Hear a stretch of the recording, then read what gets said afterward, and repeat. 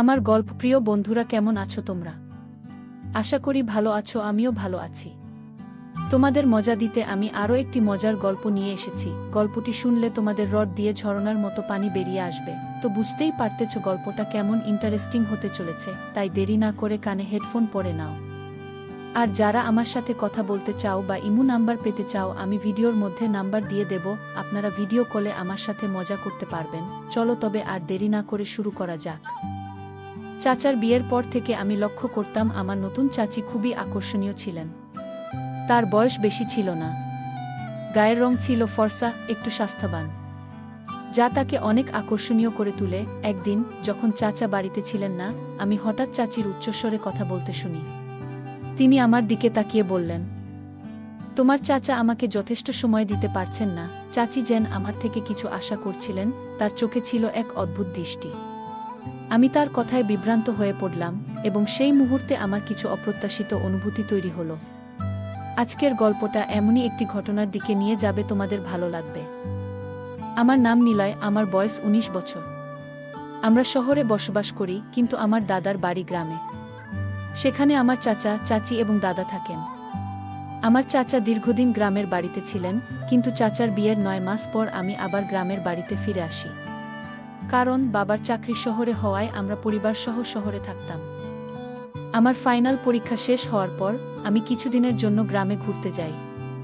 এই গল্পে কিভাবে আমার জীবনে অপ্রত্যাশিত ঘটনাগুলি ঘটেছে তা জানার জন্য পুরো গল্পটি শুনুন।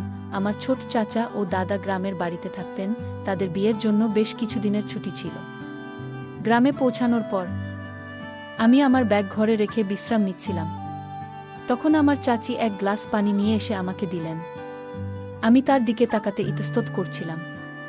চাচি তখন তার ওড়না সামলে পুরো বাড়ি ঘুরছিলেন। তার আচরণ ছিল অনেক সুন্দর, কিন্তু তিনি আমার সাথে তেমন কথা বলছিলেন না। তিনি আমার সাথে কথা বলতে একটু লজ্জা পাচ্ছিল। জানি না কেন পরের দিন আমি বন্ধুদের সাথে পুকুরে সাঁতার কাটতে যেতে পারিনি। গ্রামে আসার পর ৪-৫ দিন টানা পুকুরে সাঁতার কাটলাম আর মাঝে মাঝে খামার বাড়িতে যেতাম। কিন্তু এক সপ্তাহ পরে হঠাৎ করেই আমার আনন্দ বন্ধ হয়ে গেল, কারণ আমার এক বন্ধুকে তার বোনের বাড়িতে যেতে হলো। সে আমাকে খামার বাড়ির চাবি দিয়েছিল, যেন আমি যখন খুশি যেতে পারি, কিন্তু তাকে ছাড়া আমি কি করব? সেই দিন সকাল ৯টা বাজে, আমি তখনও স্নান করিনি। মন খারাপ হচ্ছিল, কারণ আমার বন্ধু চলে গেছে। পুকুরে সাঁতার কাটতেও ইচ্ছা করছিল না। তখন দাদা বললেন, মন খারাপ করো না, আজ তোমার চাচি তোমাকে গোসল করাবে। দাদার কথায় আমি একটু চমকে উঠলাম, কিন্তু কিছু বলতে পারলাম না।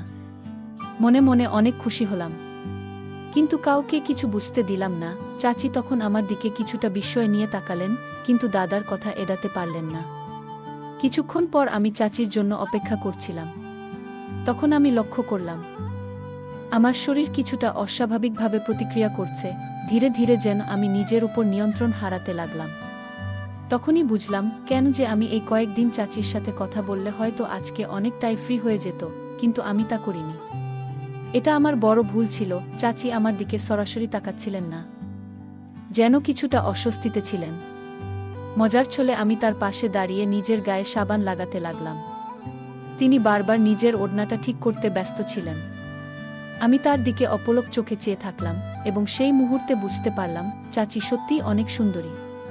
তিনি দ্রুত নিজের ওড়নাটা ঠিক করে নিয়ে বললেন, নিলয়, আমি তোমার গায়ে সাবান লাগিয়ে দিয়েছি, এখন তুমি বাকিটা নিজে করো। এটা বলেই তিনি দ্রুত আমার গায়ে পানি ঢেলে বাইরে চলে গেলেন। আমি তাকিয়ে দেখলাম আশেপাশে কোথাও দাদাকে দেখা যাচ্ছে না। কিছুক্ষণ পরে আমি তার রুমের দিকে গেলাম এবং আমাকে দেখে চাচি একটু চমকে উঠলেন।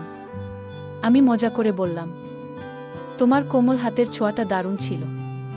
এখন থেকে শুধু তোমার সাথেই গোসল করতে চাই। চাচি আমার কথা শুনে একটু কঠিনভাবে বললেন, এরকম মজা আর করো না। আমি হেসে বললাম, আচ্ছা, আমার প্রিয় চাচির সাথে মজা করাটা কি অপরাধ? চাচি হাসলেন আর তারপর আমার মাথা মুছে দিতে লাগলেন। এরপর তিনি রুম থেকে বেরিয়ে যাচ্ছিলেন। তখন আমি তার হাত ধরে বললাম, সব ঠিক আছে তো? কিন্তু চাচি কিছু না বলে সেখান থেকে চলে গেলেন। গভীর রাতে আমি হঠাৎ আমার রুমের পাশের ঘর থেকে চাচার চিৎকারের শব্দ শুনতে পেলাম। দাদার ঘর ছিল ঠিক পাশেই এবং মাঝে মাঝে তিনি ছাদে ঘুমাতেন। এজন্য চাচার কথা আমি শুনতে পাই।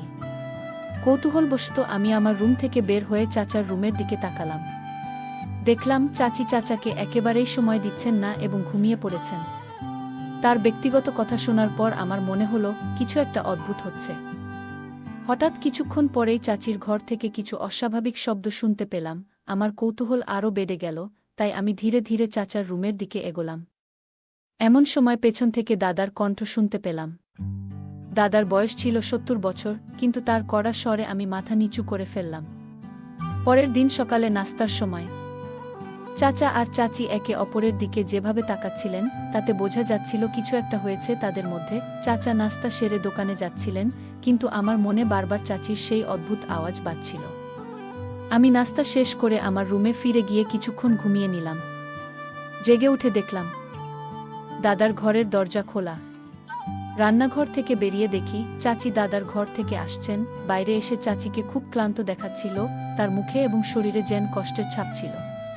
তিনি বললেন, তুমি বসো, আমি তোমার জন্য রান্না করছি। আমি থালাটা নিয়ে আসি। চাচির ক্লান্ত মুখ আর শরীরের ভাষা দেখে আমার মনে হলো কিছু একটা অস্বাভাবিক ঘটছে।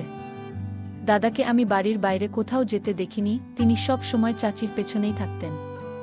জানি না কেন, মনে মনে ভাবতাম এর কারণটা আমাকে বের করতেই হবে।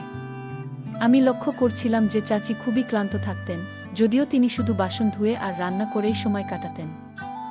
এতে মনে হচ্ছিল চাচি ও চাচার মধ্যে কিছু একটা ঠিক নেই। চাচি যা চাইতেন চাচার কাছ থেকে মনে হয় চাচা তা দিতে পারতেন না। আর এই কারণেই মাঝে মাঝে চাচার বিরক্তির ঝগড়ার আওয়াজ শোনা যেত। চাচা যখন বাড়িতে থাকতেন না, তখন চাচি দীর্ঘ সময় ধরে দাদার ঘরে থাকতেন এবং যখনই রুম থেকে বেরিয়ে আসতেন তাকে খুব ক্লান্ত দেখাতো। আমি ৪ দিন ধরে বাড়ির বিভিন্ন ঘটনায় মনোযোগ দিচ্ছিলাম। কিছুদিন পর চাচা হঠাৎ করে দোকান বন্ধ করে বাড়ি চলে এলেন, কিন্তু পরের দিন সকালে আবার শহরে চলে যেতে হলো, কারণ তিনি যে ইলেকট্রিক জিনিসপত্র কিনতে গিয়েছিলেন তা পেতে আরও ৩ দিন লাগবে। এতে চাচার শহরে থাকার সময় আরও বেড়ে গেল। চাচার শহরে আরও ৩ দিন থাকার কথা শুনে দাদা ও চাচি সিদ্ধান্ত নিলেন যে তারা প্রতিদিন দাদার ঘরে থাকবেন। চাচার অনুপস্থিতিতে চাচি সেই রাতে তার রুমে না ঘুমিয়ে অন্য কোথাও থাকতে শুরু করলেন। রান্নাঘরে এসে আমি দেখলাম চাচি দাদার ঘর থেকে বেরিয়ে আসছেন এবং তাকে খুব অস্থির দেখাচ্ছে। আমাকে দেখে তিনি ভয় পেয়ে গেলেন।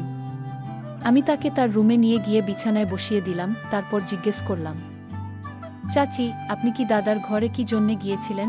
চাচি কোনো কিছু না বলে শুধু বললেন, আমার খুব ঘুম পাচ্ছে। তারপর চাদর দিয়ে নিজেকে ঢেকে ঘুমাতে গেলেন। কিন্তু মাঝরাতে দাদার ঘর থেকে তার ক্লান্ত মুখের অবস্থা অন্য কিছু ইঙ্গিত করছিল। চাচি আমাকে কিছু বলতে চাইছিলেন না। পরের দিন সকাল থেকেই আমি চাচিকে সেই একই প্রশ্ন জিজ্ঞেস করার চেষ্টা করছিলাম। বিকেল ৩টার দিকে দাদা কিছুক্ষণের জন্য বাজারে গেলেন সবজি কিনতে। সেই সময় চাচি চা বানানোর প্রস্তুতি নিচ্ছিলেন আর আমি ছিলাম একা। সুযোগটা কাজে লাগিয়ে রান্নাঘরে ঢুকে তাকে জিজ্ঞেস করলাম, তুমি এত রাতে দাদার ঘরে কি করছিলে? তিনি বললেন, তোমার দাদা কাশছিলেন, তাই তাকে দেখতে গিয়েছিলাম। আমি বুঝতে পেরেছিলাম ৫ মিনিটের জন্য দাদার ঘরে যাওয়াটা একটা অজুহাত মাত্র। আসলে এখানে কি চলছে? কেন তোমার আর চাচার মধ্যে এত ঝগড়া হয়, বিশেষ করে যখন চাচা বাড়িতে থাকেন না? তুমি রুমে না গিয়ে কেন এত দীর্ঘ সময় দাদার ঘরে কাটাও? আমি কিছুটা রেগে গিয়ে প্রশ্ন করলাম, চাচার প্রতি কি তোমার কোনো অনুভূতি নেই? তখন চাচি বললেন, তুমি যা বুঝতে চাও তাই বুঝো। সত্যি বলতে, তোমার চাচা আমাকে ভালোবাসে না, তাই আমি দাদার সেবা করি। আমি তখন চাচিকে জিজ্ঞেস করলাম, চাচি, এর মানে কি? কিন্তু তিনি আমার প্রশ্নের সরাসরি উত্তর দিতে প্রস্তুত ছিলেন না এবং কেন তিনি দাদাকে অনুসরণ করছিলেন সেটাও পরিষ্কার করলেন না। আমি দাদার ঘরে গিয়ে তার সাথে কথা বলার চেষ্টা করলাম, কিন্তু তিনি কিছু বলতে রাজি ছিলেন না। দাদার গ্রামের পঞ্চায়েতে যাওয়ার কথা ছিল, যা বেশ কিছুক্ষণ সময় নেবে। বাড়ি ফেরার সম্ভাবনাও ছিল না। এরপর আমি একটা অজুহাত তৈরি করে চাচিকে বাড়ি থেকে বের করার পরিকল্পনা করলাম। আমি বললাম, চলো, আমাদের বাজারে যেতে হবে, এবং তারপর তাকে আমার এক বন্ধুর ফার্ম হাউসে নিয়ে যাওয়ার কথা ভাবলাম। কিন্তু তখনই চাচির দিকে আমার দৃষ্টি আটকে গেল। সত্যি তিনি অনেক সুন্দর, জানি না কেন চাচার সাথে তার ঝগড়া হয়। এমন সুন্দর বউ আমার থাকলে তো আমি মাথায় করে রাখতাম। চাচিকে নিয়ে আমি যখন নির্জন জায়গায় পৌঁছালাম, তাকে বললাম, তোমাকে এখানে এনেছি কারণ আমি জানি বাড়িতে তুমি সত্যি কথা বলবে না। এখন বলো, দাদার সঙ্গে তোমার কি চলছে? চাচার সাথে কি তুমি খুশি নও, নাকি অন্য কোনো কারণ আছে? চাচি হঠাৎ আমার হাত ধরে সামনে এসে দাঁড়ালেন। তিনি শান্তভাবে বললেন, নিলয়, তুমি অযথা চিন্তা করছো। আমি যা বলেছি সেটাই মেনে নাও। এখানে এসে এতদিন পর এসব নিয়ে মাথা ঘামানোর প্রয়োজন নেই। তিনি যোগ করলেন, বরং তুমি যত তাড়াতাড়ি সম্ভব বাড়ি ফিরে যাও। যদি না যাও, তবে তোমার দাদা যেমন আমার সেবায় নিতে অভ্যস্ত, তেমনি তিনিও আবার তোমার সেবা করতে বলবেন। চাচির কথা শুনে আমি বললাম, আপনি যদি এখানে থাকতে রাজি হন, তবে আমিও রাজি হব। চাচি আমার দিকে একবার তাকালেন, তারপর কোনো কথা না বলে সরে গেলেন। তিনি আসল সত্যি বললেন না, আর আমি সিদ্ধান্ত নিলাম আমার এক বন্ধুর সাথে দেখা করব। বাড়ি থেকে বের হয়ে আমি দাদাকে বলেছিলাম সন্ধ্যার মধ্যে ফিরে আসব। তবে ফিরে আসার পরও দাদা আর চাচির মধ্যে যা চলছে তা আমার চোখের সামনেই ছিল। সারাদিন তাদের পারস্পরিক কথোপকথন লক্ষ্য করছিলাম। রাত 9টার দিকে বাড়ি ফিরে তাড়াতাড়ি খাওয়া শেষ করে আমার রুমে চলে এলাম।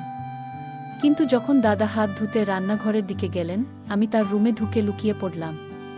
প্রায় 1 ঘন্টা পর আমি দেখলাম চাচি দাদার রুমে প্রবেশ করলেন। চাচি দাদার পা মালিশ করতেছে। এমন সময় লক্ষ্য করলাম দাদা চাচির সাথে এমন ব্যবহার করছেন যেন তিনি কোনো চাকর। পরের দিন সকালে চাচা বাড়ি ফিরলে আমি সবার সামনে চাচাকে বললাম, চাচা, এখন তোমরা দুজন শহরে আমাদের সাথে চলে আসো। বাবা তোমার জন্য একটা ভালো চাকরির ব্যবস্থা করেছেন।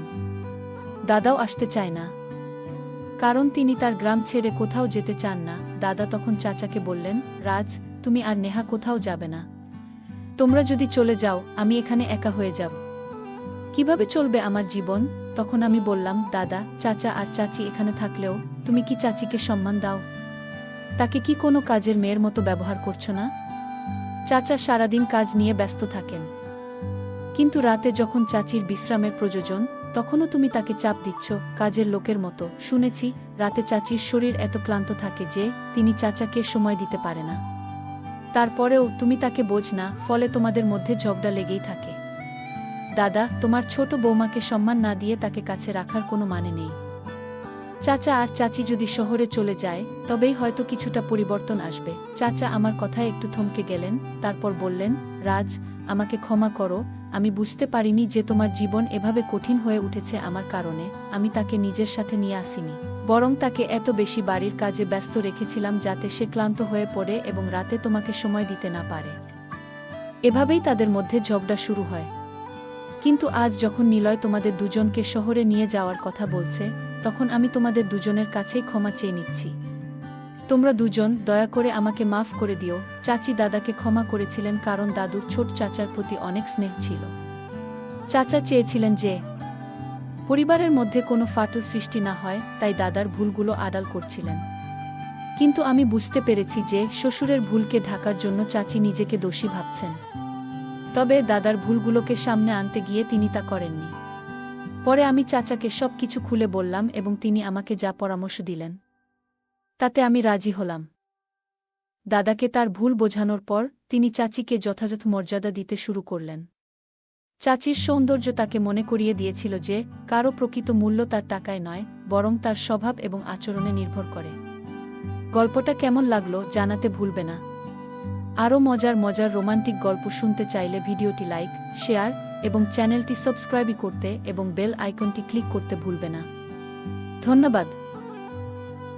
আজকের গল্পটি এ পর্যন্ত এতক্ষণ সাথে থাকার জন্য ধন্যবাদ। দেখা হবে পরবর্তী কোনো ভিডিওতে।